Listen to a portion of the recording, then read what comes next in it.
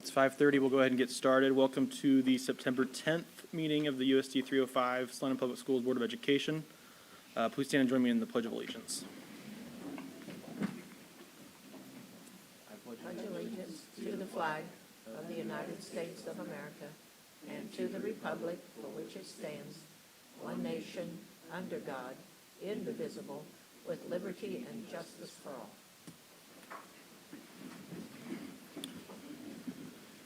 Are there any changes needed to the agenda tonight?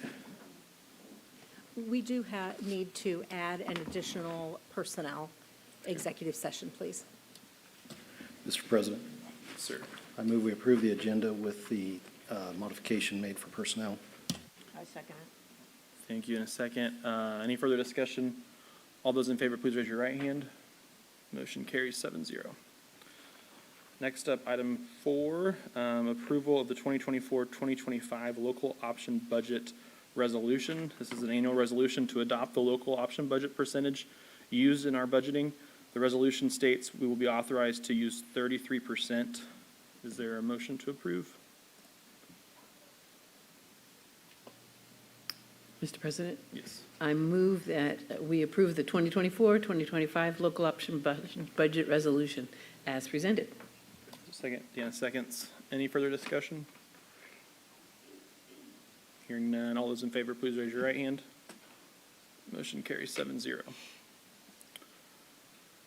On item 5, 2024-2025 exceeding the revenue neutral tax rate hearing.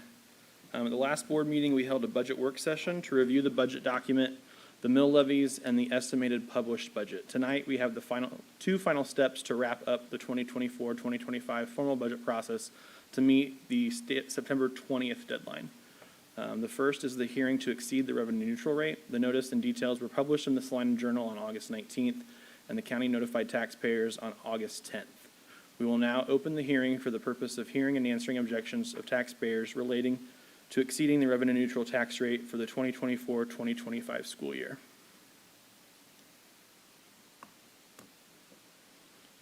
You all must be here for something else then, I guess. Hearing no comments, is there a motion to approve? Mr. President, Yes, sir. I move that we approve the 2024-2025 exceeding the revenue neutral tax rate resolution as presented. Thanks. In a second. And seconds. Any further discussion?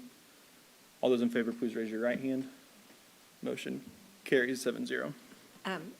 Oh, we need a roll Excuse call me. vote for that. I'm Yes, so sorry. Thank you.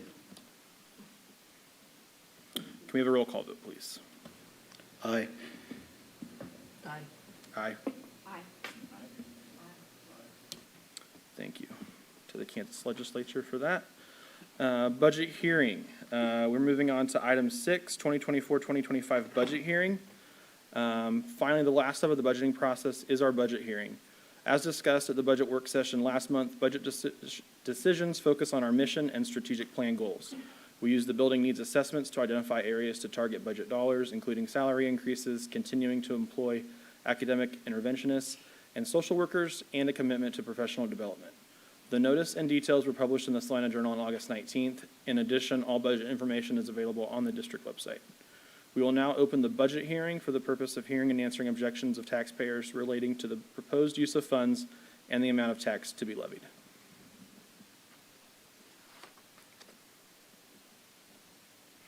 Hearing none. Motion to approve that? Mr. President, Yes. do I need to say that first part of that motion, or should I just say that I move we approve the 2024-2025 budget as published? Is that adequate? We need to have you actually read that. Read the rest of it. Okay, the building needs assessment and state assessment review documentation were provided to the board, evaluated by the board, and used in the budget process.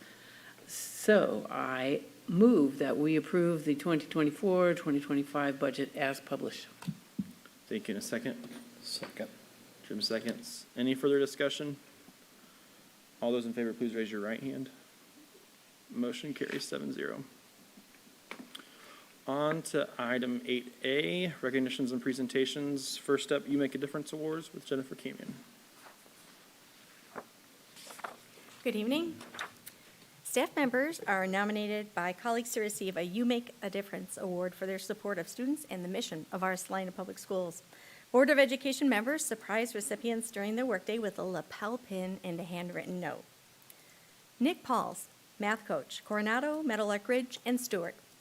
Nick moved from being a math coach at Coronado to being the math coach at 3 elementary schools. Thanks to his extra efforts and commitment to excellent education, he had everything ready for students and teachers to start this fall at all 3 schools. He truly is making a difference now in 3 buildings. Thank you, Nick. And now we'll move on to the Superintendent's Excellence Awards.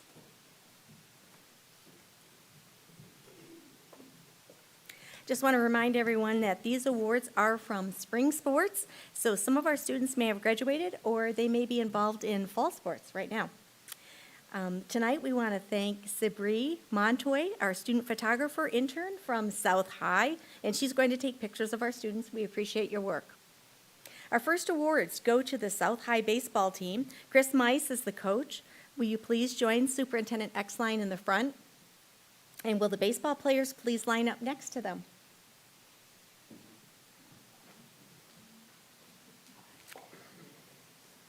The Salina South baseball team qualified for state after winning their 5A regional competition, beating the number 6 seed Great Bend and the number 14 seed Emporia. The Cougars finished 4th at the state tournament. As I call your name, athletes, please step towards Superintendent Exline so you can receive your award. After you've received your award, please walk to the end of the line and remain standing until all the students have been recognized. Tristan Bernhardt, Brian Brown, Caden Budke, Alex Davidson, Dawson Dooley, Drew Emerson, Andrew Harris, Colton Herbal,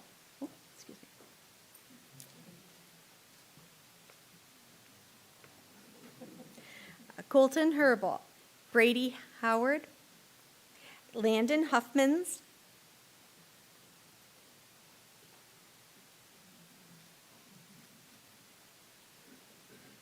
Jace Humphrey,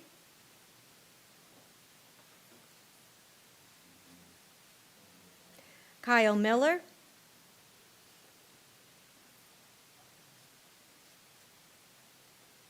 Yaden Montanez, Landon Putman, Bronx Sitton,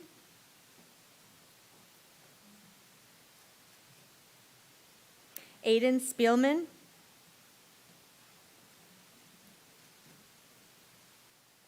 Caden Stouffer,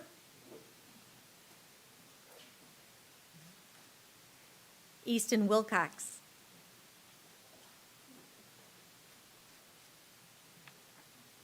Please allow the Board of Education to congratulate you.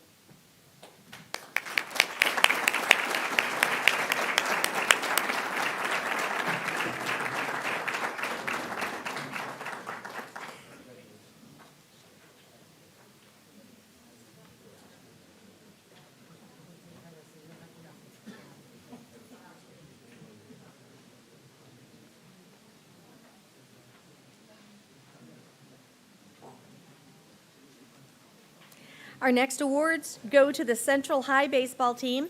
Dee Kalzow is the coach. Will you please join Superintendent Exline in the front? Will all the baseball players please line up next to them? The Central High baseball team won their 5A regional competition, beating number 1 seed Mays South and number 8 seed Hutchinson. They went on to compete at state, where they received their first ever state baseball title, placing 3rd. As I call your name, please step towards Superintendent Exline. Kyla Breckeisen, Cooper Colson,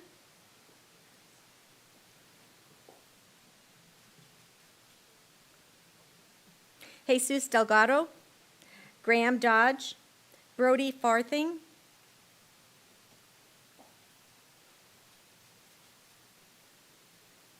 Jack Gordon, Parker Graves, Grayton Gross, Gunnar Gross, Chance Hogan, Maximus Mays, Oscar Perez, Bodie Rodriguez, Seth Rogers, there's Seth Rogers,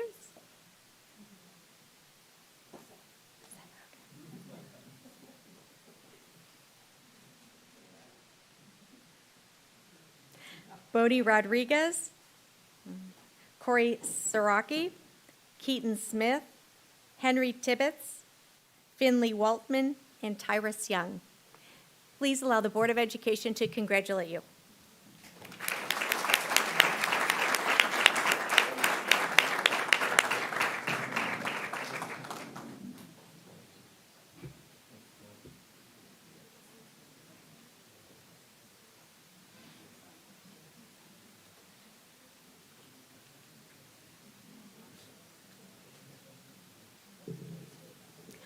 Our next awards go to the Central and South High School girls swimming and diving teams. Dawn Sheffergen is the coach. Will you please join Superintendent Exline in the front? And will the swimmers and divers please line up next to them? And these students all qualified and competed at the state swimming and diving competition. We may have, oh, we have some with us. Great. From Central High, we have Josie Ebel, swimming.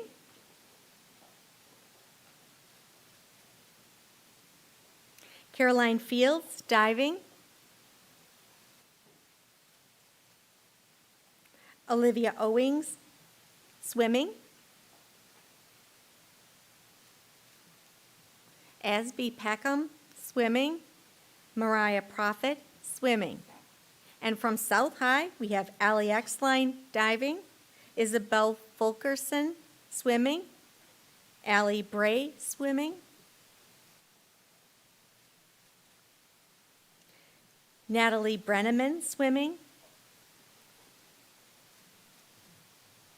Shiloh Summer, swimming. Please allow the Board of Education to congratulate you.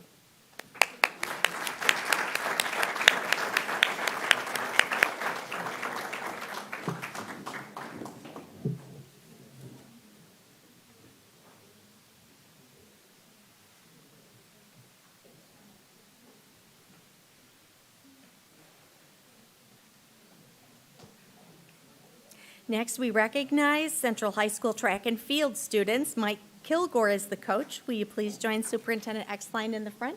And will all the students, track and field students from Central, please line up next to them? These students qualified and competed at the state track competition. As I call your name, please step towards Superintendent Exline so you can receive your award. Luke Affolder, Christian Brossi, Jack Burt, Elle Denning, Haley Freeman, Jace Fry, Gage Gibson, Kamaya Gust, Brady Hammer, Kendall Hill, Brady?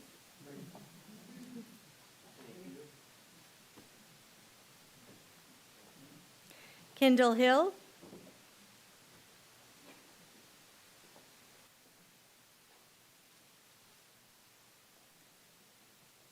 and the rest of the names are Anna Hoagland, Cameron Jones, James McKinney, Jameer Moore, Caitlin Roop, Kaylee Schultz, Jeremiah Smith, and Charles Young. Please allow the Board of Education to congratulate you.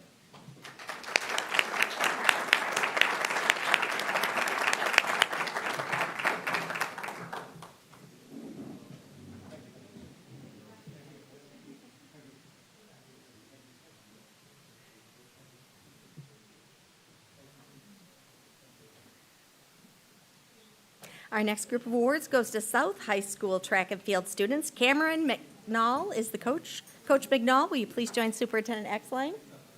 And will the track and field students please line up? These students qualified and competed at state track competition. Congratulations to Gabe Autry, Dylan Bryce, Tamaya Cheeks, Amaria De Herrera,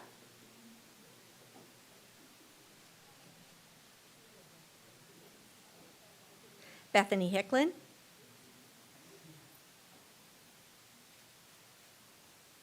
and the rest of the names include Damian Hightower, Brett Jones, Ava Lemaster, Honesty McNeil, Jackson Myers, and Brady Oliver. Please allow the Board of Education to congratulate you now.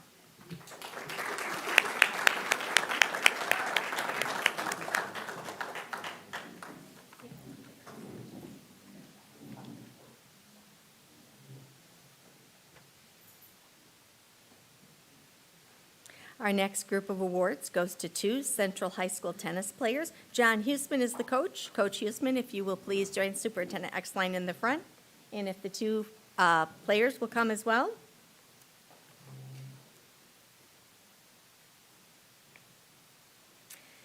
And the two students were doubles partners who qualified and competed at state.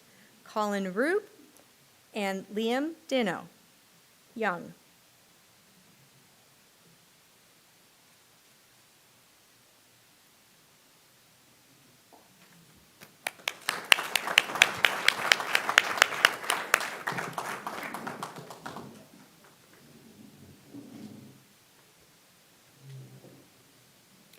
Our final group of awards goes to South High School boys golf students. Jason Hooper is the coach, was unable to be here this evening. If there are any golf students, please join us in the front. These students qualified and competed at the Boys State Golf Competition. Congratulations to Ethan Harris, Ledger Michael, Jackson Perry,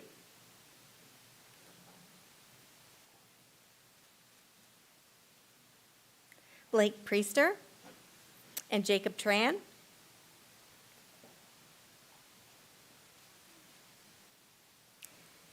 And Maddox Zysocam. Congratulations, and please allow the board to congratulate you.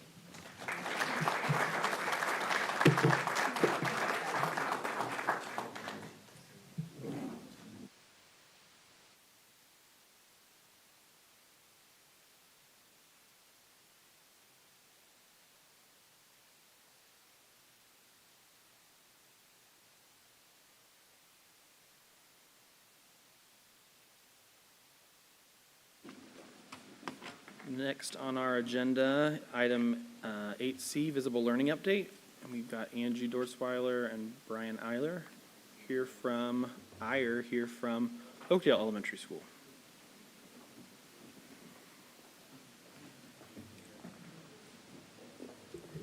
All right, good evening. As Mr. Grant just stated, I am Angie Dorsweiler. I'm building principal at Oakdale. Some of you have had a chance to meet in person, some not. I welcome the chance to do that in person with any of you others that I haven't gotten to touch base with personally. Joining me tonight is fifth grade teacher Brian Eiler, and we're greatly appreciative of this opportunity to present to you guys and give you a status update of where we're at presently at Oakdale with regards to our visible learning progress. As you know, visible learning for most of us started in August.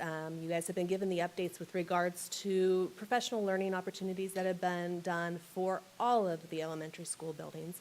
So what we're going to focus on tonight for you is those that we've done personally in building, and hopefully give you some stories and some examples of how we're bringing this to life for you guys. Starting in August, what we really began working with was, one, talking through how our visible learning journey is going to be a little different than some of the other professional development we've had. In the past, a lot of times professional learning for our teachers involves being able to go, get something right away, and then immediately have a ton of things, posters, manipulatives, things to put into kids' hands and immediately put into use. This one was a little different in that what we were already looking at was what we had going, what was great, and then looking at the impact that it would have on our kids. So as opposed to doing something more, something additional, it was really looking at what was going well, going right, and how it was helping student growth. So our focus began with regards to looking at the difference between a good learner versus a good student, and having those conversations about how some of those can overlap, but others are very, very different. And also talking with our kids about that process and how they are very much a part of both being a good learner as well as being that good student. So with regards to that, that's where we started focusing on student learning dispositions.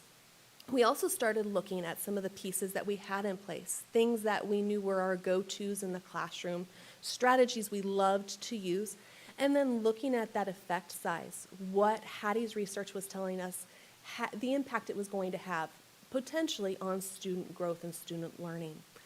And then we went in and in October really dug into the great things we had going in the building, looking at what was there and already in our classrooms, and we went through a scavenger hunt with our staff. We had rooms that were listed out. We had staff members that were leads in it. And we went through those classrooms and really looked for those great things that we knew tied into some of the things we'd already heard about visible learning that were possibly there and already present for our kids. So again, looking at how we're doing some great things already, how can we use these and how can we springboard on from them? Tying into the fact that it was a little bit different for our teachers with regards to how the professional development felt, we really wanted to look at their why. Why was visible learning important to them, and what some of those examples are listed up there. Something as simple as building those lifelong learners that we want, inspiring kids to reach their greatest potential, which we know can be different for each learner as they're going, encouraging that curiosity, ways to learn, and helping the kids become a very valuable part of that process. So as you know, Hattie puts forth tons and tons of different learning dispositions. And so as a staff, what we did was we sent out a Google survey to say, okay, as a staff, which student learning dispositions do we personally want to focus on? And we found that by choosing them together, then we weren't necessarily all doing different things, but then we were like, okay, these are the ones that we're going to focus on. And so the three that you can see from up there, we chose and narrowed it down. Our top three were self-managing, perseverance, and self-motivated. So those were the three that, as an entire school, that we chose to focus on. Additionally, what we found was our coaches were having a lot of conversations during professional learning communities with our teachers. So what they committed themselves to also from November through the end of the school year and into this school year was really making sure that they made a focus at some point, at the beginning, at the end, in the middle, to have that visible learning connection conversation with our teachers when they were talking about content, when they were talking about standards, when they were talking about student results. And then also weighing those differences of what happens student result-wise in classrooms to be able to say, what strategy did you use? What strategy did you use? And why did we get that different effect size? So really starting to use those conversations to drive what we were doing in the classrooms. March through summer, we really focused on developing those building-wide student learning dispositions because we felt that that was going to be our strongest springboard going forward, moving momentum starting the beginning of the school year, and I'll show you some of those examples in a little bit.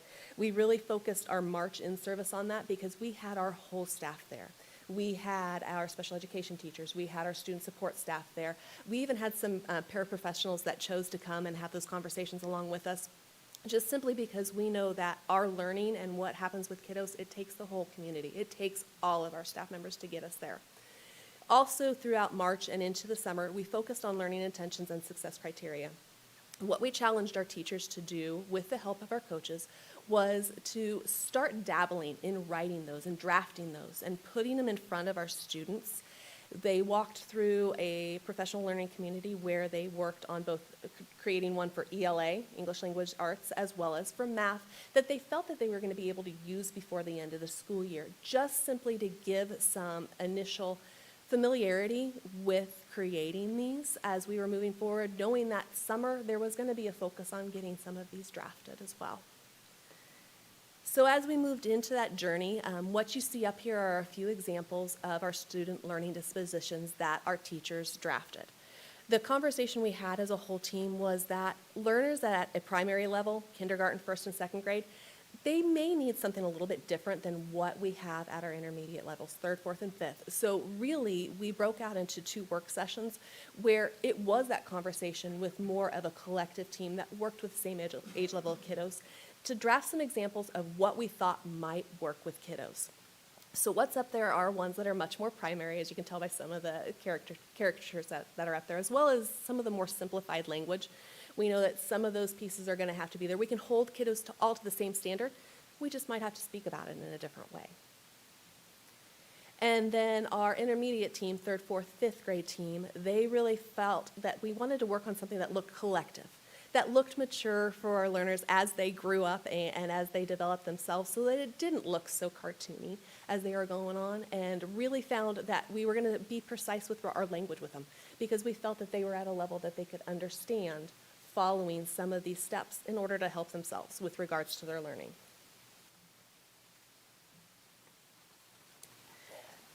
Next up is just a few examples also of what was created during that fourth quarter with a couple of our teams.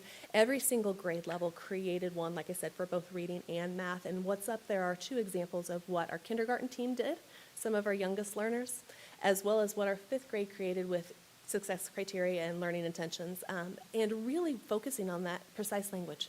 Moving away from success being completing a task to being able to have a skill that you can take and apply as you're moving forward. And actually also knowing the what and the why behind it.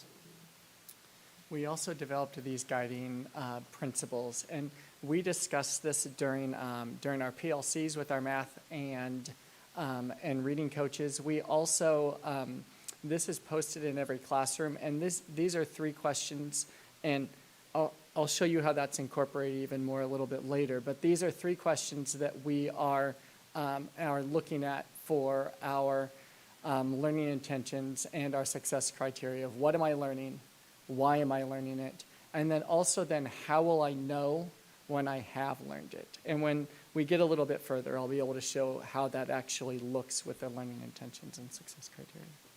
And some of that goes into working with student voice, teacher clarity. All of those are pieces that we really hope that our students are able to speak to us to as we go in and we talk with them about what they have going on in the classroom. They truly understand what and why it applies to their daily life. So where we landed in August, coming back, was that we wanted for our primary versus our intermediate kids to have something a little bit different, but also that we wanted a feel that was a little bit more cohesive, so that as they were going from, in our building, downstairs to upstairs learning, they saw that, hey, what I did, even while I was a 1st grader or a 2nd grader, I still need to be able to show those same traits, those same dispositions as I'm working and learning to do my best. So what we've landed on are the posters for being self-motivated, primary versus the intermediate. Perseverance, primary versus intermediate. And then self-managing, primary versus intermediate. And the great thing about these learning dispositions that our teachers and our team has picked is the fact that really it ties into a lot of conversations we've been having for a couple years now with regards to students' grit, their perseverance, and how do we get them to really tackle some of those very challenging tasks that we do put in front of them, but to be able to do it with some support and some tools, to be able to say, this is how I'm going to persevere and how I'm going to move forward. Okay, so that's quite a bit. I just want to take a few minutes to just kind of share, so what does this then actually look like when we apply this to the classroom? So starting over to the left, that is an example that's used at the very beginning of the year. So this was from, I believe, a 5th grade teacher, and he used visible learning where this is our learning intention, this is our success criteria for just the class year expectations. So it's just the class expectations, that would be on the left.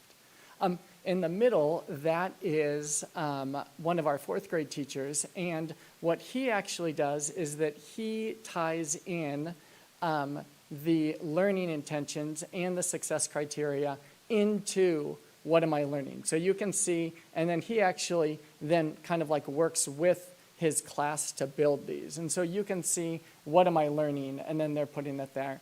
And then how am I going to know when I've learned it, and then why am I learning it. And so he kind of works, as you can see, that's kind of on a whiteboard. So his learning objectives and success criteria are kind of a, he puts them together as like an entire class. If we look to the right one, that's an example of one from my class. And so it's when I'm planning the lesson, I am creating this. And so so in this case, this would have been from one of our whole group reading language arts, and we're learning author's craft. And so then it's I would then start off my lesson by walking through this. Today, we're going to be learning, you guys, about author's craft, and I'm going to know that I'm successful when, and then we walk through each one of those things. And so it's identify the ways the author uses voice, and we would be defining voice, mood, language, anecdotes, and hyperbole, and then discuss why the author may have used these choices. And then also then we always end every one of our success criteria is, and then we're going to be able to use this skill with any book, because obviously we're just using it with one story. The other thing, though, is that I just want to talk a little bit about how visible learning has impacted my teaching. So I think that, like, a lot of the time what can happen in teaching is that we adopt this massive amount of curriculum, and that curriculum can actually, like, drive the instruction at times, right? And what visible learning has, I guess, given me permission to do is to go, no, what is it that I want my students to learn, and how am I going to get them in that direction? And then thinking through that process, then all of a sudden my curriculum, instead of driving my instruction, it's much more of like a tool for the instruction. And so it causes me not only to, as I'm planning, but also like as I'm teaching along, sometimes I can get on a tangent and I look over at my poster and I'm like, okay, wait a second. Like, let's make sure that we're still hitting on this. Somebody tell me, how does the author use voice in this story? Has anybody noticed any hyperbole in this story? And so we're able to kind of like continuously tie back to this is what we're actually trying to do. One other story, and I don't have the poster up there, but I was teaching a lesson in estimating in math. And so, back in, third grade, they should have been learning how to round numbers and that sort of thing. But we go back and we were reviewing how to round numbers. And then we are walking through the steps. So when you estimate, you have to round numbers first. And then once you round numbers, you have to determine, is this an addition or a subtraction or a multiplication? And then once you have your rounded numbers, then all of a sudden you can do mental math, and therefore you can estimate. And so we're walking through that process.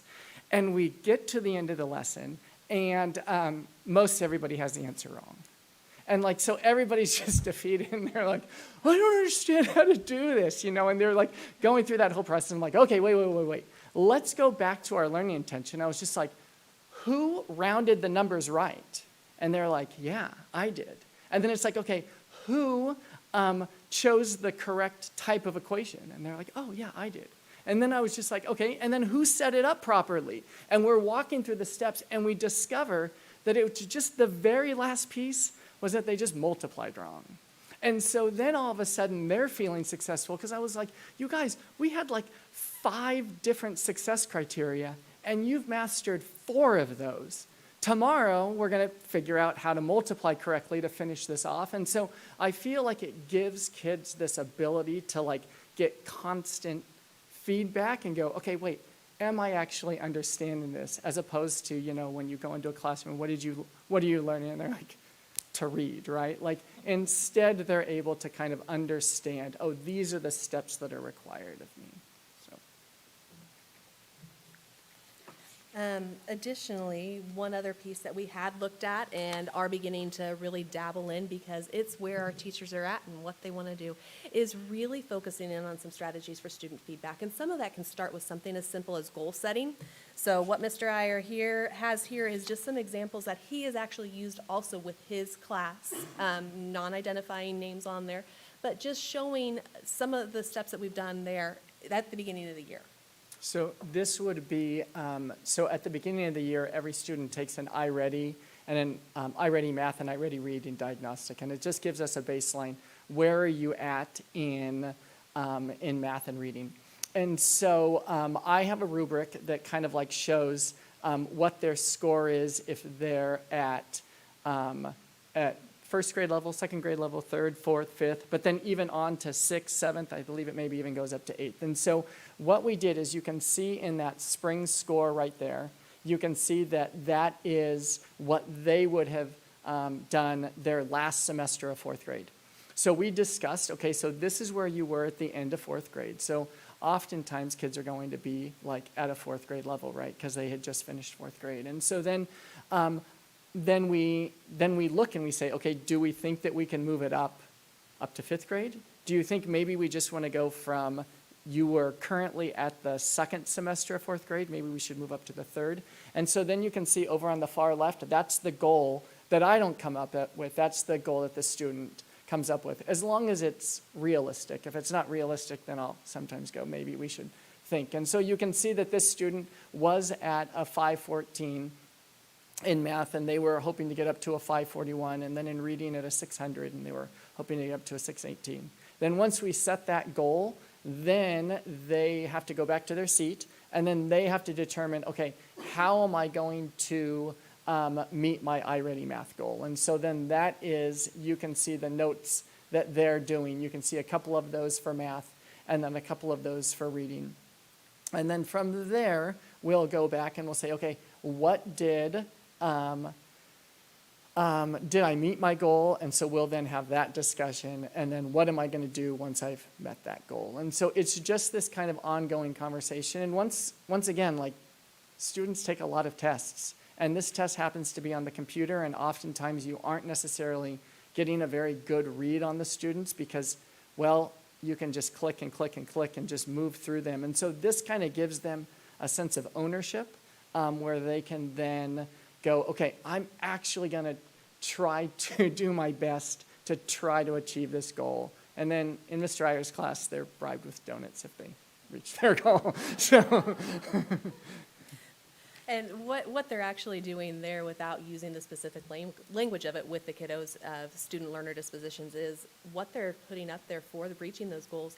It ties in some of those pieces that we've talked about with being so self-motivated, using their perseverance, really working on trying to tie those into, if I use these, I can hit my goals, I can be successful. So where that leaves us is next steps. Throughout this next school year, from this point forward, what we're really going to do is continue to look at those student learner dispositions and making sure, like Mr. Iyer's done in his classroom, they're finding ways to apply it, whether it's for goal setting or if it's just in their daily work. Teachers are going to be posting 2 main learning intentions and success criteria in every classroom. And when I say every classroom, that's just not just our kindergarten through 5th grade homerooms. That is our special education staff, that is our at-risk staff, our support staff. Because by and large, each one has 2 main things that they're working on with regards to either ELA or math. PLCs are going to continue to focus on those 3 questions for student clarity or student voice, which were, what am I learning? How, or why am I learning it? And how will I know that I have learned it? Again, tying right back to those learning intentions and success criteria. And then we're really going to start focusing some more, as we gain more information during our visible learning professional development this year, on developing and implementing additional strategies to support effective student feedback. And student feedback comes in many forms, and that's going to be some of the things that we're going to be looking at. A lot of our kiddos are used to hearing just teacher to the student feedback. We can grow that even further by helping our learners learn how to give themselves feedback, how to give each other feedback, and we can also help our teachers grow by having the students give our teachers feedback along the way as well. So from there, what I would like to do is thank the board members for letting us take a few minutes to give you our update. Audience that's here as well as audience that's home, board member staff, we greatly appreciate it. And board members, we greatly appreciate your support of this very, very valuable professional development tool. We're seeing great success for our kiddos. So thank you. Thank you. Any questions? I have a question real quick. I really appreciate you explaining how visible learning's helped you present better and teach better. Do you have any, what's the impact with the students individually? What have you seen there, a difference as you engage differently? Great question. I would say that it comes, I would say it comes down to accountability, where because they have such a clear sense of, okay, this is what I'm going to be learning, and these are the steps to learning it. Like, I find that, so we give an exit ticket after each lesson, and I found that it's I'd say especially in language arts, it's greatly improved their like scores on their exit ticket, meaning that they're actually like learning the material better. I think mostly because they know like this is what I'm supposed to get out of this lesson. Like I guess it takes away the mystery. Like we bring back the curtain, and instead of, does that make sense? And so I think that by them understanding more of this is what I'm expected to learn, and then constant check-ins, then I'm seeing so much less kids just getting to the end of the lesson and being like, sorry, I wasn't really paying attention, there's just an element of accountability for me and for them. And I have a young boy in my class who we refer to him as our class police officer. If I don't hit my success criteria, he'll be like, well, what about that? And so that's even kind of cool, right? Where he feels a sense of oh no, I'm taking ownership of that. Let's make sure we hit everything. Did that answer your question? Mr. I was curious how long you've been teaching. Oh, gosh. 22 years. Okay. So I came to this district, I guess, is this my seventh year, I believe? Yeah, and so I taught in the Bay Area in California for 15, 16 years. And then from there, we moved to Lindsborg, and I chose to teach in Salina. I was just curious if any of this you learned in college. Yeah, great question. I went to college a long time ago.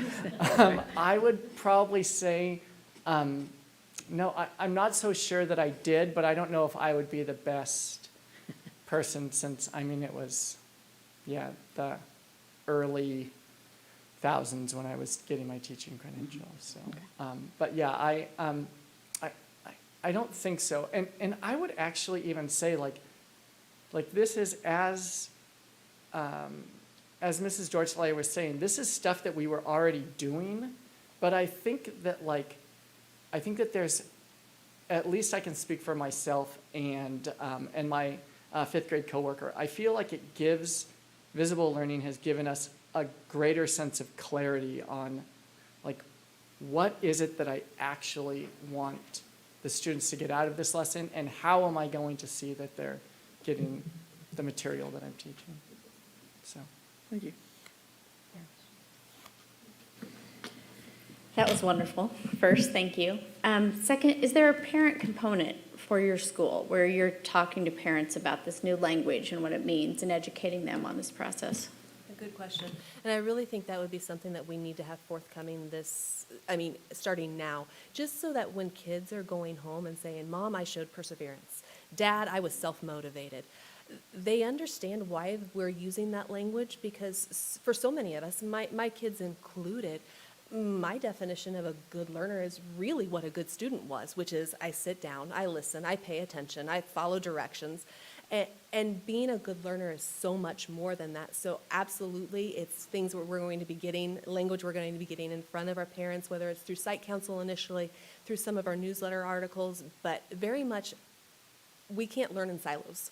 We have to be a learning community, and the parents and the home component, the community component is a huge, huge piece of that. I also think we'll have conferences coming up later this week, and I have a feeling, not necessarily a formal, you need to talk about it, but I think that this is going to come up in conversations with parents, especially when you have a student that might be a good student, but aren't necessarily really where they need to be as a learner. And so I think that you will see some conversations with parents, just probably informally. Also, I wouldn't hate to see learning intentions for the marathon. We know what they are because we set it up, but I'm not sure they've been talked about with the students in a really long time. So I wouldn't hate to see that with the PE teachers maybe talking about that. We've had similar conversations also with the fact that there's learning intentions and success criteria and even the lunchroom for what it is to be successful in the lunchroom. You need to get your food in your tummies, and here's some of the ways that can be achieved. One of the examples we showed, the beginning of the year expectations. We all go through, we teach them with our students. How is the kiddo going to know when they're successful? We can post that. We can be transparent. The more transparent we are with our learners, the more ownership they're going to be able to take, because like Mr. Iyer said, the mysteries, it's been taken away. They know what they're doing and why. I was at Lakewood for a volleyball game last week, and there were learning intentions and success criteria written on a whiteboard in the gym. And they were working on some specific things, and what I inferred from their activity was they were playing dodgeball and then trying to accomplish all these things on top of that. So that was very cool to see. Yeah. Kind of like you said, you might just think you're playing dodgeball for your 45 minutes of PE class, but there's other things that are going into that Absolutely. to succeed. Other questions? Anybody? Thank you guys so much. Yeah, thank you. Appreciate it. Next on our agenda, item 8D, Salina Arts and Humanities with Sarah Keck, Arts and Fusion Program. Hello, my name is Sarah Keck. I'm the Arts Education Coordinator at Salina Arts and Humanities. And I just wanted to share a little bit about this year's Arts and Fusion program. I wanted to start by thanking you guys for contributing to this year's program. USD 305 contributes 1/3 of the overall budget, which helps us to continue artists to connect with the teachers and students in Salina. I'm also excited for the timing of this meeting because right now we're celebrating National Arts and Education Week, which is running from September 9th through 13th. So if you have the guide with you, and you may or may not, but it's this blue guide here, and I want to direct your attention to page 3 and page 7. Page 3 gives a little more in-depth description about how this overall program works, and page 7 highlights the variety of artists, subjects, and presentation styles that we're offering in this year's programming. Arts and Fusion works with both local and visiting artists, in addition to local culture organizations, to present a variety of sessions that use arts practices, and they're connected to the curriculum. The following pages are organized by discipline area, as well as providing content on culture organizations within the community, talking about their educational and youth service offerings in addition. So if you have a new teacher to the district, this is a great way to get to know about what's out there in Salina. The program is going to see many returning artists, including Tia Wessling, Dina Odell, Ann Zimmerman, Thad Beach, and Lori Brock. We continue to develop our relationships within the community in the region to bring new and engaging programming. Some of our new artists include Ballet Salina with Tamara House School of Dance, and we were also fortunate to get the Poet Laureate of Kansas, Tracy Brimhall. We were able to get her for both fall and spring this year. We've increased our numbers of sessions with social-emotional learning strategies and subject matter, and I also recently met with Ms. Rector to talk about visible learning strategies to develop different resources for our participating teaching artists to be able to have cohesive language and mission going into the classroom. We're also really appreciative that the district reaches out and to make sure that we're connected in that mission with them. The guide itself also represents a great cross-section of our cultural organizations and examples of community partnership, which makes it a great workforce recruitment and economic development tool. The innovative collaborations and community partnerships that are demonstrated help attract qualified workforce to become a part of our Salina community, where a lot of parents are looking for a great district and community to raise their families. So once again, I want to thank you all very much for this partnership with the district and the professionalism of the staff as we continue to develop meaningful and cohesive programming that changes lives and builds community. The physical and digital copies of the guide have been distributed throughout the district for teachers to begin making requests. Our priority deadline was at the end of August on the 30th. We are excited to say that we've received our largest number of requests in recent years, which is very exciting.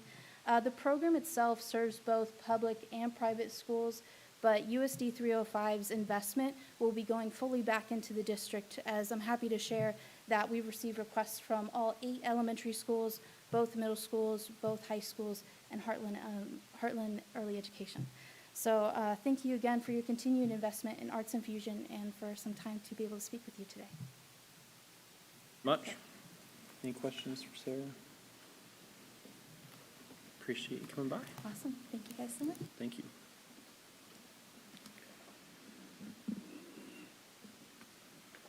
Next on our agenda, item 9, approval of the consent agenda items. Those items this evening are the minutes of the August 13th, 2024 regular meeting, the personnel report, the financial reports, which includes the August bills list, the July treasurer's report, the July investment report, and the July journal entries.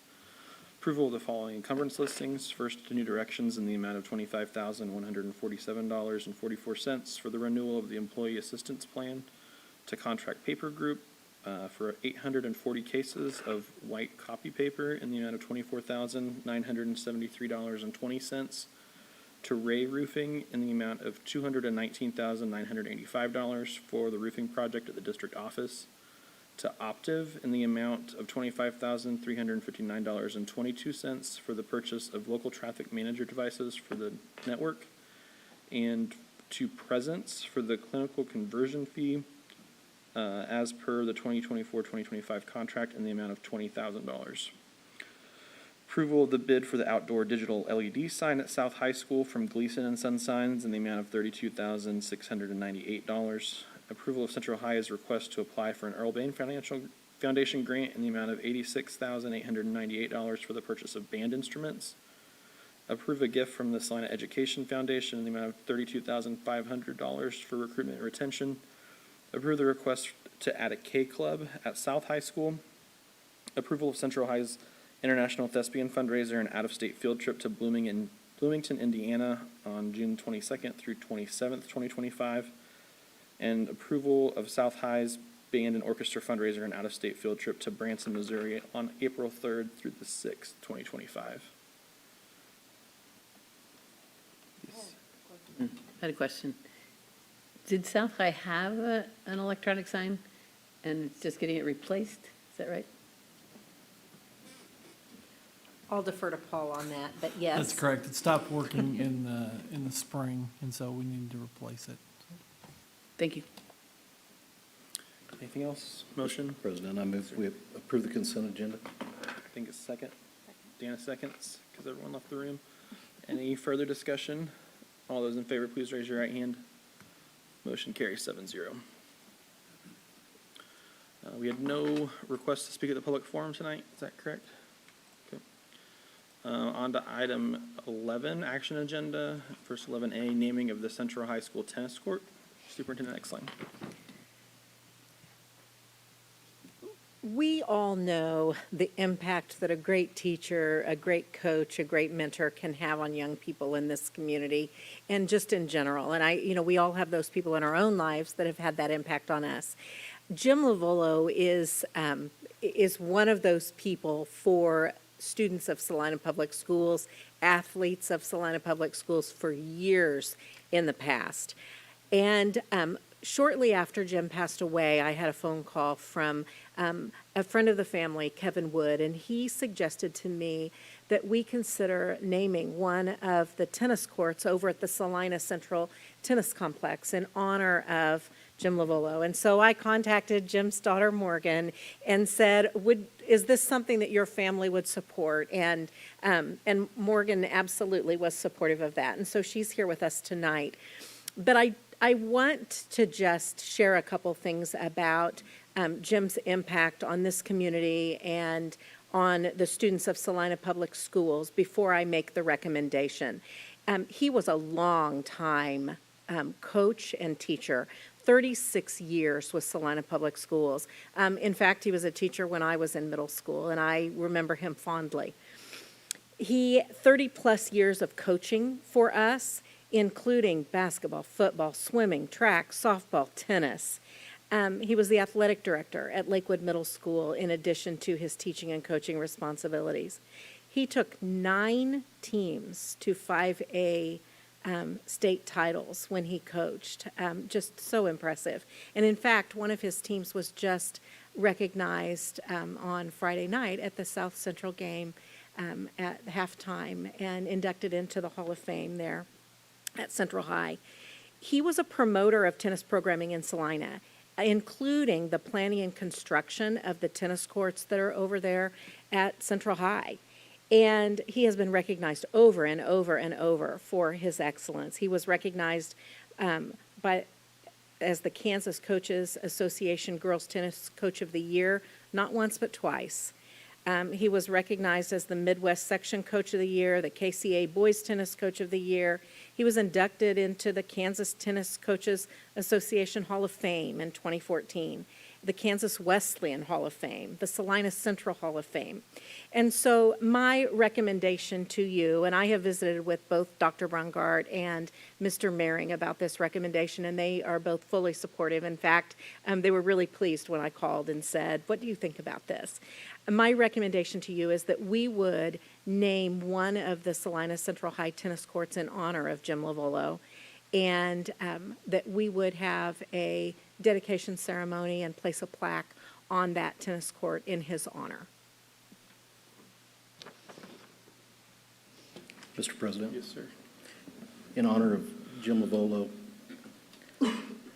I move that we name one of the tennis courts at Central High Tennis Complex in honor of him, a longtime Salina Public School teacher and coach. Thank you. Is there a second? I second. Second from a bunch of people there. I have a question. Yes. Do we know which court? We haven't talked about that yet. Did you have a preference of which court, board? We'll leave that up to your discussion, Yeah. discretion. There's a motion and a second. Any further discussion, questions? All those in favor, please raise your right hand. Motion carries 7-0. Thank you. Thank you for being here tonight. Yep.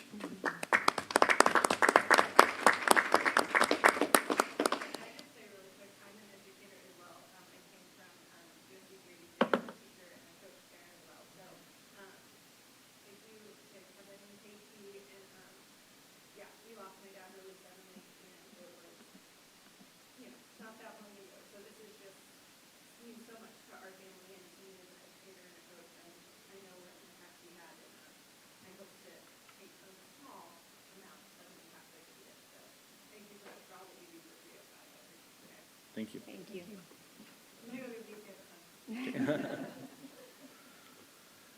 Next on our agenda, action agenda item 11B, appoint the 2024 KASB delegate and alternate. Mr. President, Yes, sir. I move that we name Danica So delegate for the 2024 KSB delegate convention, and Ann Zimmerman as an alternate. Is there a second? Bonnie seconds.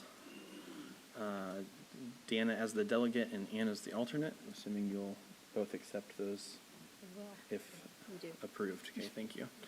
Any further discussion, questions, comments? All those in favor, please raise your right hand. Motion carries 7-0. Congratulations. It just means we do more reading than the rest of you do.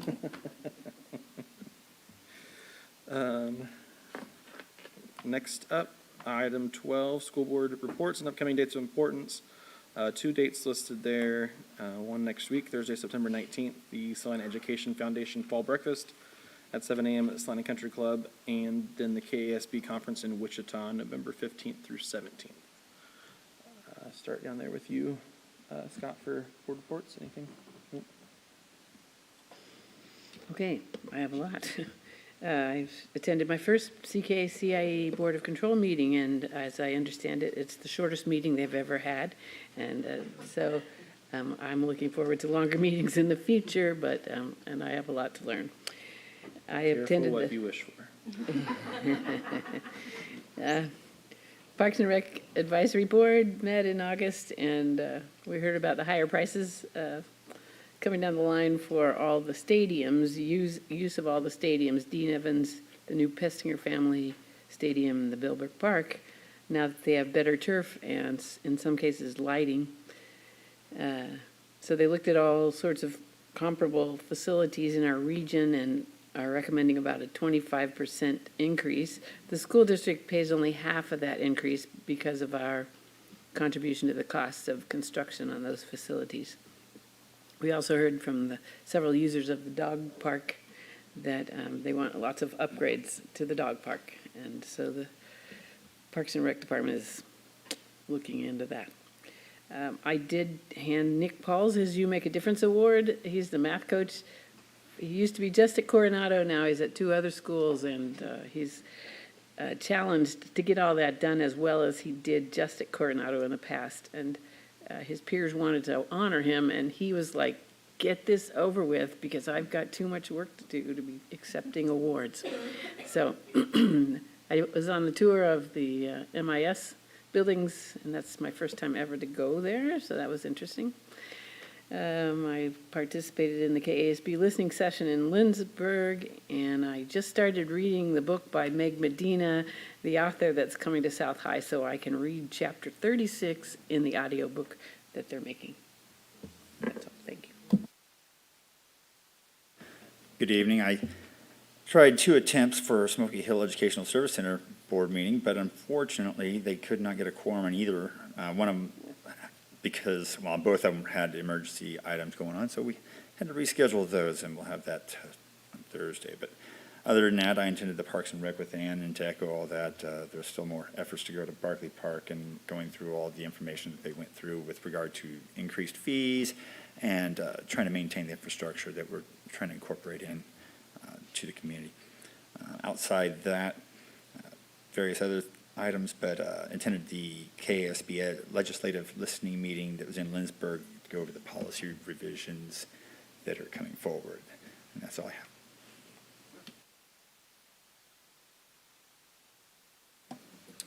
I attended the MIS tour that Matt gave us at Hageman, which was very interesting, and also the KASB legislative listening session.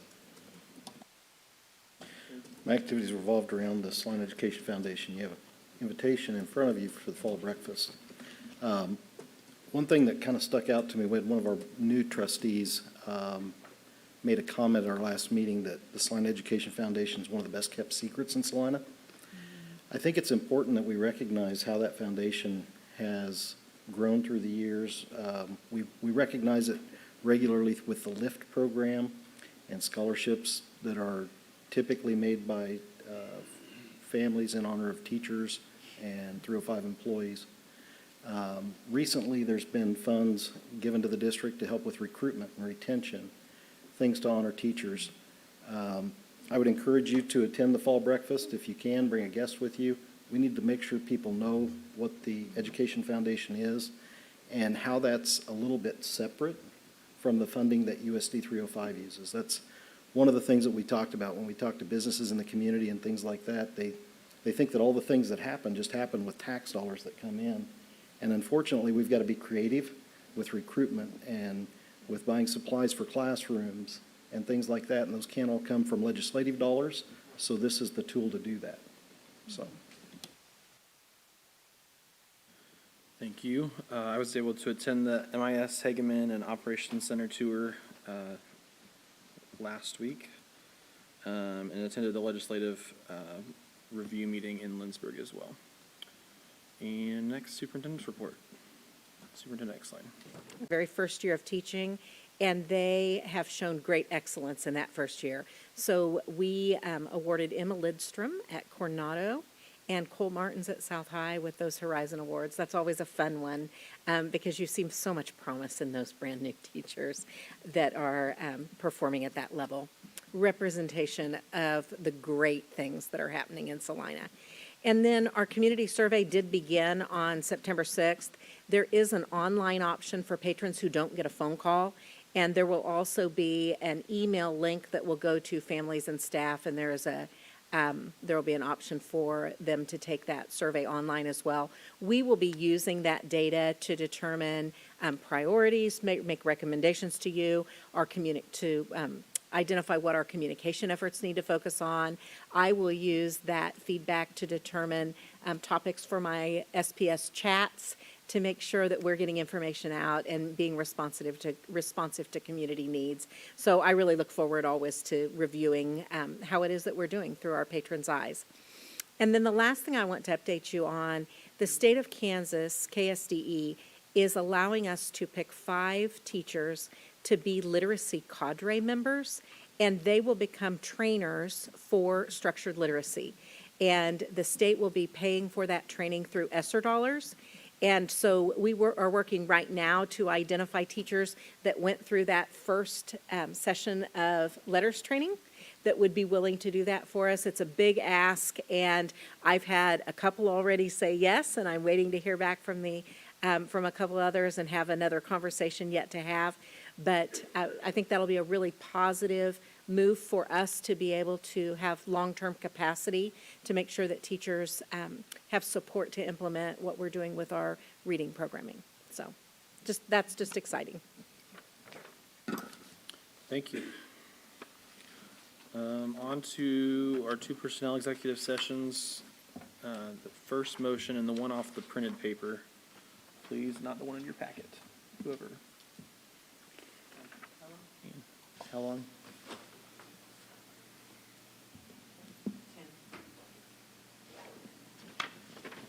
Okay, Mr. President, let's see, do we need a break? Like maybe 4 minutes?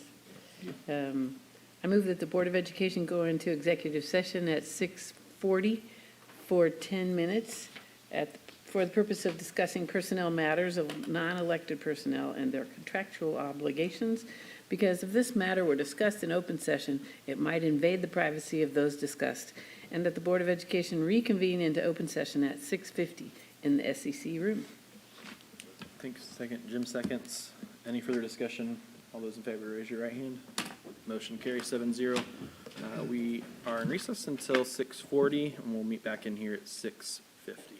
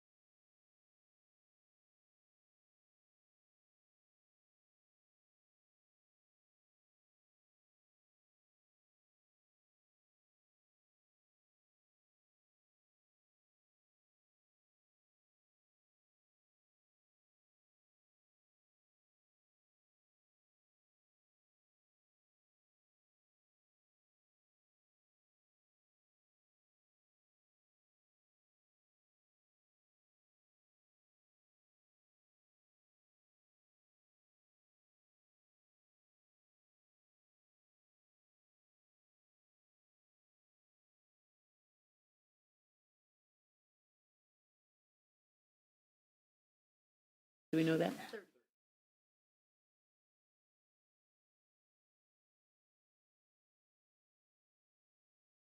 Session, no action to take as a result of that executive session. Is there a motion for another?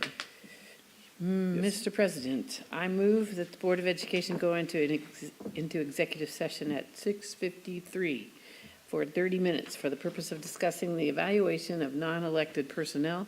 Because if this matter were discussed in open session, it might invade the privacy of those discussed, and that the Board of Education reconvene into open session at 6:23? Okay, in the SEC room. 7:22. 27? 7:23. 23, yeah, okay. All the math Second. skills Mr. Iyer was talking about. Is there a second? I'll second. Thank you. Motion and a second. Any further discussion? All those in favor, raise your right hand. Motion carries 5-0. We will be in recess until executive session at 6:53 and then reconvene here at 7:23.